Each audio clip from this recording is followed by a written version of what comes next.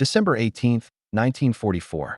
A bitter wind howled through the shattered pines of the Ardennes. Snow fell in heavy sheets, swallowing the sounds of distant gunfire. Beneath the ruins of a church steeple near the Belgian village of Malmedy, stretcher-bearers dragged the wounded from the wreckage, Americans, Germans, and civilians. The air reeked of cordite and burnt oil. But what shocked the German prisoners that morning wasn't the thunder of artillery. It was what they saw inside a canvas tent marked with a red cross. Allied surgeons, exhausted, blood-stained, eyes sunken from days without sleep, were operating on German soldiers, saving their lives. The tent's lamps flickered as the generator sputtered. Snow melted into muddy puddles on the floor. The operating table trembled each time a shell landed nearby. Captain John Macaulay of the U.S. 44th Field Hospital barked for more plasma. A medic handed him the bag. Across from him, a captured German nurse from the 12th Volksgrenadier Division stood frozen in disbelief, her breath visible in the cold. "There, helping us," she whispered, clutching the sleeve of her uniform. For her, it was inconceivable. For years, Nazi propaganda had painted the Allies as merciless butchers who would leave German soldiers to die in the mud.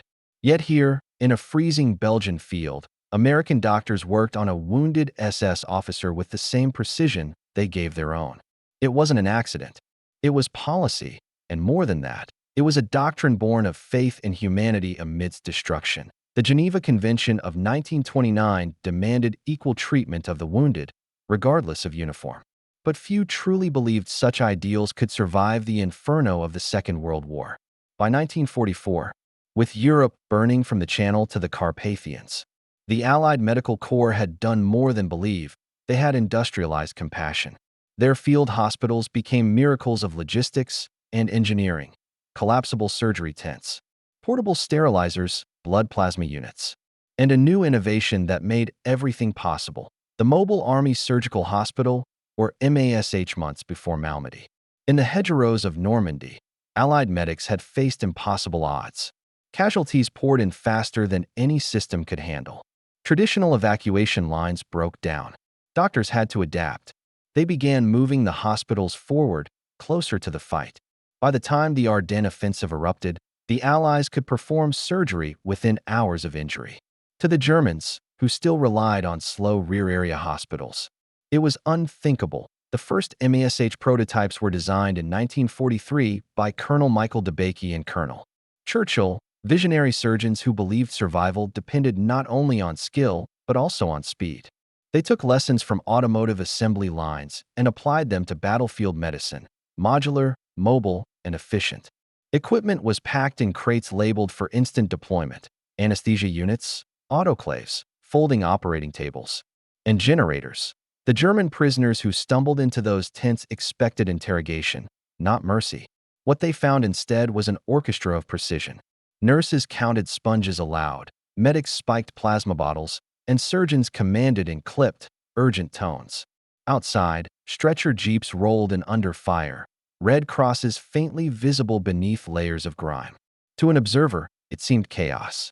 But it was calculated chaos, engineered to keep a man's heart beating when logic said it should stop. The 67th Evacuation Hospital near Bastogne. The nurses worked around the clock, rotating in 6-hour shifts.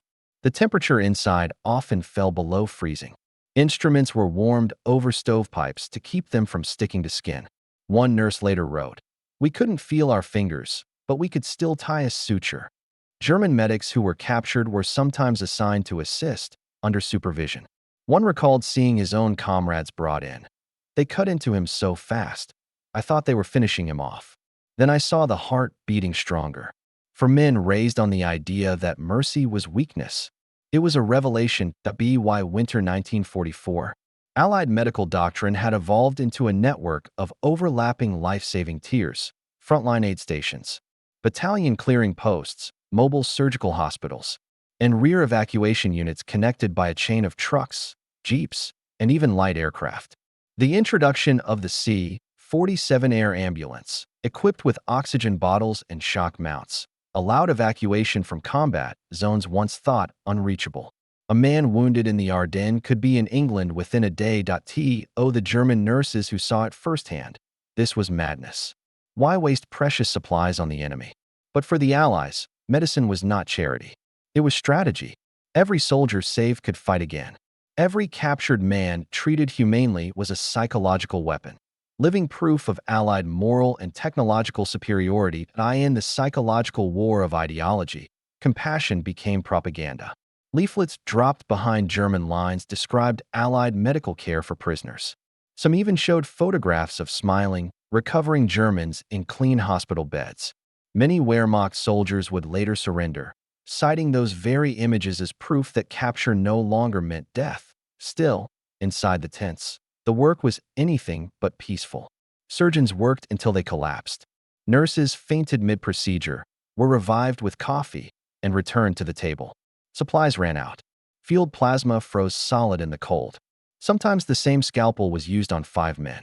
They sterilized it in a helmet of boiling water. Yet the results were undeniable. Survival rates for Allied wounded climbed above 90%. Even among Axis wounded treated by Allied doctors, nearly 9 out of 10 lived. The German nurses, often captured with retreating units, were reassigned to Allied hospitals under guard. For many, it was their first exposure to a medical culture driven not by fear of failure, but by refusal to surrender to death. One later remembered, "They treated men as patients, not enemies." It was as if war had stopped at the tent flap. When the Battle of the Bulge reached its bloody height and Bastogne was encircled, the 101st Airborne's aid stations kept operating even under siege. Morphine ran low. Bandages were washed and reused. Inside those makeshift operating rooms, American and German soldiers lay side by side. One doctor noted grimly, "We were sewing up the same wounds that the man in the next bed had caused." As the snowstorm thickened, a German ambulance convoy, white crosses hastily painted over swastikas, stumbled into an Allied perimeter by mistake. Instead of gunfire, they were met by medics waving them toward the surgical tent. The nurses hesitated, thinking it a trick. But when the flap opened, they saw the unimaginable. A German corporal, shrapnel in his chest, already under Allied anesthesia. The Red Cross flag above the tent glowed faintly under a lantern. It was a small beacon in a world drowning in destruction. Inside, language and allegiance meant nothing. Only pulse and pressure mattered. The German nurses stood in stunned silence as Allied surgeons saved yet another of their own. One whispered, "This cannot be war anymore." But she was wrong. This was war. A war fought not only with bullets and tanks, but also with conscience. A war that tested not just the limits of endurance, but the boundaries of humanity itself. And behind this miracle of mercy lay secrets of engineering, logistics, and innovation the Axis never anticipated. A hidden system that turned compassion into an unstoppable machine of survival in the coming months. That system would evolve even further, reshaping the way the world understood battlefield medicine. And war itself, the secret behind those miraculous field hospitals was not luck nor divine providence. It was engineering. Cold, hard, mechanical precision built in factories from Pennsylvania to Chicago. For every surgeon at the front, 1,000 minds worked behind them, designing, assembling, and shipping the machines that turned chaos into order. When the German nurses stared in disbelief at those humming tents and portable tables, they weren't just witnessing mercy. They were witnessing an industrial masterpiece in motion. In early 1943, as the Allies prepared for the invasion of Europe, the U.S. Army Medical Department faced a grim arithmetic. For every hour a wounded man went untreated, his chance of survival dropped by 10%. Distance was death. The answer had to be mobility, and mobility required machines. Enter the engineers of the Army's Surgical Design Section, who created a medical unit that could pack, travel, and deploy like a mechanized battalion. They built aluminum operating tables that folded like rifles, sterilizers that fit in ammunition crates, and power generators no larger than a kitchen stove. Even the lighting rigs were designed for disassembly and air transport within minutes. Colonel Michael DeBakey, a heart surgeon turned innovator, spearheaded much of this transformation. He envisioned medicine as logistics, a supply chain of survival. Under his guidance, the Mobile Army Surgical Hospital was born. Each M.A.S.H unit consisted of 60 tents, 12 trucks, and 120 personnel. It could treat 200 patients a day, with full surgical capability within 3 hours of setup. The entire hospital weighed 150 tons, yet it could move at the pace of war across the Atlantic. The British Royal Army Medical Corps developed its own version, the Casualty Clearing Station. But unlike their American counterparts, the British units often lacked the motorized flexibility and rapid sterilization systems that defined the U.S. models. The difference showed on the battlefield. In Normandy, the average delay between injury and surgery for an American soldier was 6 hours. For a German, often 24. By the winter of 1944, that gap had become a chasm. The German Medical Corps was bound by its doctrine, rigid, centralized, and slow. Its field hospitals remained far behind the front, relying on horse-drawn wagons and limited fuel reserves.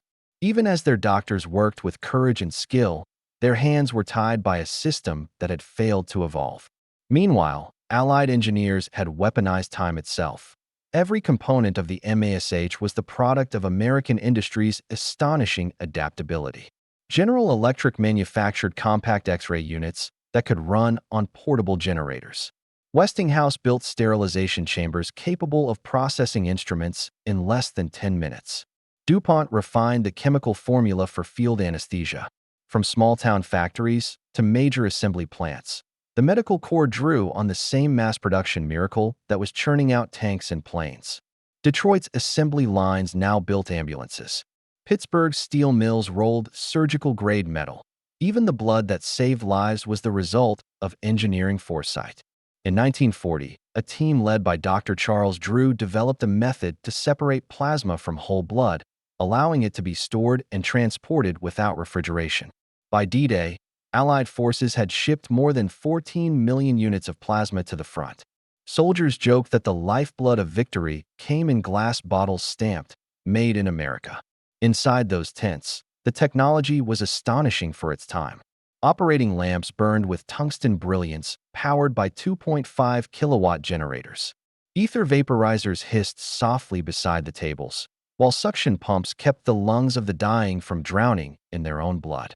Nurses moved with mechanical rhythm: clean, cut, suture, clamp, sterilize, repeat.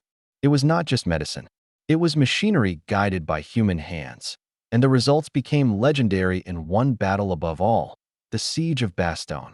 When German armor encircled the town on December 19, 1944, cutting off the 101st Airborne, medical evacuation became impossible. Supplies dwindled. Snow buried the roads. Inside a shattered seminary on the town's edge, Lieutenant Colonel David M. Gold of the 326th Medical Company turned the building into a makeshift M.A.S.H unit.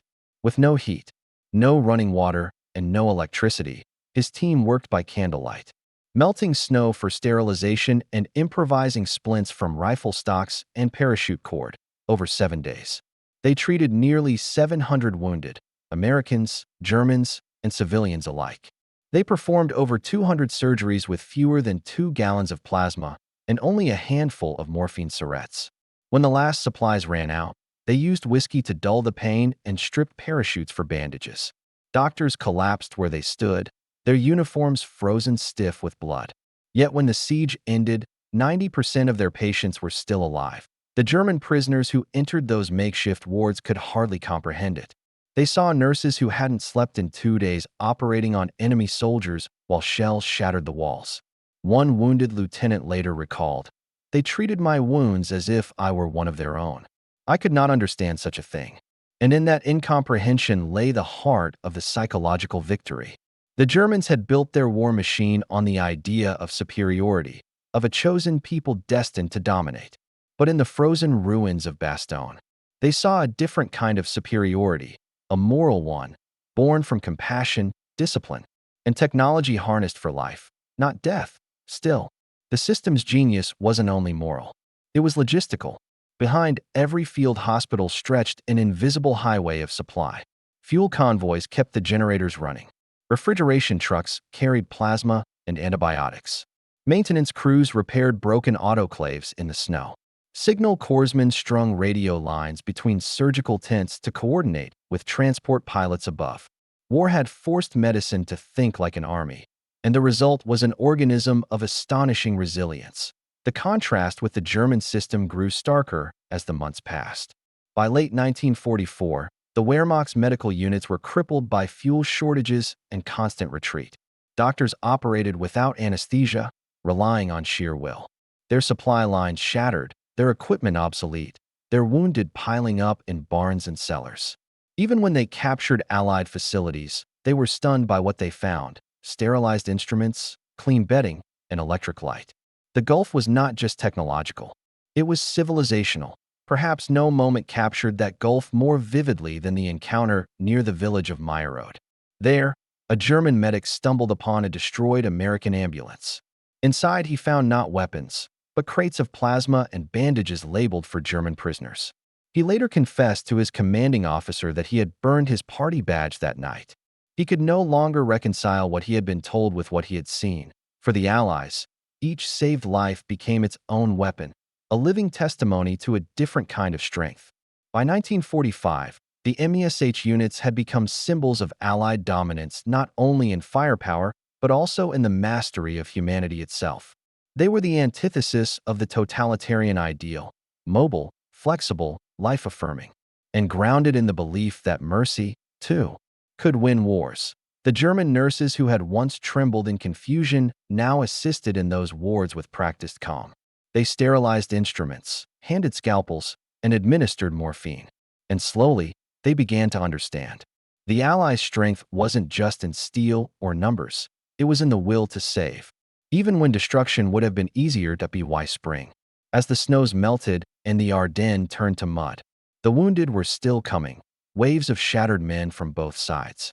Yet in every M.A.S.H tent across Europe, the hum of generators continued, the light bulbs glowed, and the knives kept cutting. What began as an act of mercy had become an unstoppable system, a machine that treated the wounded faster, moved farther, and saved more than any medical force in history. But the true power of that system was not yet fully seen. In the final months of the war, it would transform not only survival on the battlefield but also the psychology of surrender, the very fabric of morale, and the meaning of victory itself. By the spring of 1945, the hum of the Allied medical machine echoed from the snowfields of Belgium to the bombed-out streets of Germany. The war was ending, but its scars were fresh.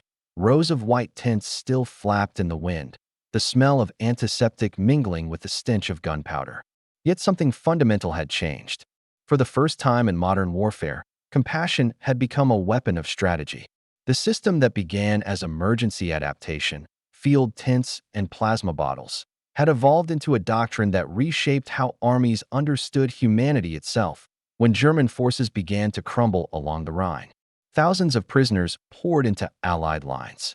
Among them were hundreds of wounded, men shot, burned, or maimed, expecting indifference or execution.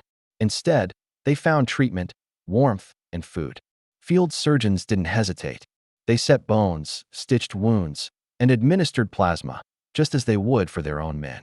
To many Germans, it felt like stepping into another world, one where mercy still existed amid annihilation. Those who survived carried that experience into captivity, and it rippled through the German army faster than any broadcast. Entire companies surrendered rather than die in hopeless fights. Commanders noted that rumors of fair treatment and medical care among POWs were spreading like wildfire. The psychological effect was immense. Allied compassion became a strategic accelerant, hastening surrender where bullets could not. Behind this transformation stood an unbroken chain of unseen heroes: engineers, drivers, mechanics, and nurses who made the impossible routine. The trucks that ferried medical supplies across cratered roads, the welders who built mobile sterilizers, and the technicians who maintained generators through blizzards, all were vital threads in the web of survival. At the 10th Evacuation Hospital near Cologne, a team of maintenance soldiers repaired a broken surgical generator under artillery fire, using spare parts from a destroyed jeep. They finished just as a convoy of wounded arrived. That night, 50 men lived who would otherwise have died. The industrial power that built tanks and bombers had also built a new kind of soldier, the healer in uniform. It wasn't just a moral stance. It was a demonstration of Allied superiority in organization, logistics, and adaptability. The same discipline that fueled the Sherman and the Mustang had been redirected towards saving lives. Every operating table, every plasma vial, was proof of an empire of industry that refused to let chaos dictate who lived and who died. Meanwhile, the German system lay in ruins. Their once mighty war machine had turned inward, collapsing under the weight of its own dogma. Hospitals ran out of ether and morphine. Doctors sterilized scalpels over candles. The Luftwaffe couldn't evacuate its wounded because there was no fuel left to fly. Soldiers who once believed themselves invincible now begged for treatment from the very enemy they had been told was inhuman. The irony was devastating and illuminating.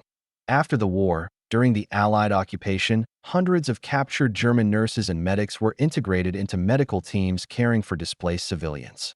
Many were astonished by the professionalism, the order, and the scale of Allied hospitals. Some wrote in diaries that their entire understanding of medicine had changed. "We were taught to serve the state," one nurse wrote. "They serve life itself." That realization became one of the quiet revolutions of post-war Europe, a shift from obedience to empathy. The ripple effects reached far beyond 1945. In Korea, the M.A.S.H system evolved into a fully mobile, helicopter-supported network, capable of evacuating casualties within minutes. In Vietnam, the same doctrine saved tens of thousands through rapid response and forward surgery. In Iraq and Afghanistan, digital communication and portable diagnostics carried the spirit of those cold Ardennes tents into the modern era. The phrase "golden hour," the critical window, to save a life, was born from the same principle that guided those World War II doctors through blizzards and bombardments. But perhaps the greatest impact was psychological. The knowledge that one's army would go to any length to bring them home alive changed morale forever. Soldiers fought harder, knowing that even in the jaws of death, their lives still mattered. For the Axis, the opposite was true. Abandonment bred despair. By 1945, entire German units surrendered simply to escape neglect. The Allies didn't just win through might. They won through humanity weaponized by machinery and willpower to in the ruins of Germany, where cities smoldered and civilians starved. Allied medical teams extended their reach once more, not to soldiers, but to the defeated themselves. They established triage centers for refugees, inoculated children against typhus, and set up maternity wards amid rubble. The same tents that once stood behind the front lines now sheltered mothers and infants. 4 German nurses who had once watched Allied doctors save their wounded soldiers. This was the final revelation. The war had ended, but the compassion did not. Historians would later note that the medical system's efficiency had reshaped not just tactics, but the moral identity of the Allies. It proved that even in total war, restraint and mercy could coexist with technological power. The lessons filtered into the Geneva Conventions of 1949, expanding protections for the wounded and prisoners of war. The doctrine of equal treatment, once dismissed as naive, became international LWWII in the Cold War years that followed. Both NATO and Warsaw Pact militaries studied the Allied medical model. The Soviets, though skeptical, quietly adopted aspects of it, creating mobile surgical units modeled on M.A.S.H templates. Meanwhile, American engineers continued refining the formula: lighter tents, faster vehicles, and more efficient sterilization. The chain of survival that began in the mud of Normandy and the snow of the Ardennes had become the backbone of global military medicine. Yet, beyond the machines and doctrines lay something deeper, a legacy of trust between enemies. In post-war Germany, former Wehrmacht medics who had been treated by Allied doctors became some of the earliest advocates for reconciliation. They testified to what they had witnessed, that their captors had chosen healing over hatred. Those testimonies helped shape early humanitarian movements and even inspired the founding of post-war organizations that bridged former foes through medicine. Back in America, the soldiers and doctors who had served in those tents carried the memory with them. Many went on to pioneer civilian emergency systems, the ambulance networks, trauma centers, and airlifts we take for granted today. Every paramedic in a city street, every medevac helicopter slicing through the night sky, carries the genetic imprint of those winter tents in Belgium. The principles born in blood became the blueprint for modern life-saving infrastructure. And yet, amidst all the triumph. There remained the haunting memory of what those nurses had felt that first day. Disbelief that compassion could exist in the midst of annihilation. That disbelief was the mirror the Allies held up to the world. It revealed that technology, when fused with empathy, could do more than destroy. It could redeem. In the end, the lesson of those days is as timeless as it is brutal. War tests not only strength, but also soul. The Allies proved that victory achieved without humanity is hollow, but victory sustained by it becomes eternal. The field hospitals of World War II were more than places of surgery. They were sanctuaries of conscience. Glowing islands of mercy amid the storm, A.S. One German nurse would later write in her final journal entry. Years after the war, they saved us when we did not deserve saving. That is how I learned what civilization truly means. In modern war, the weapon that endures is not the rifle or the tank. It is compassion, mechanized, disciplined, and relentless.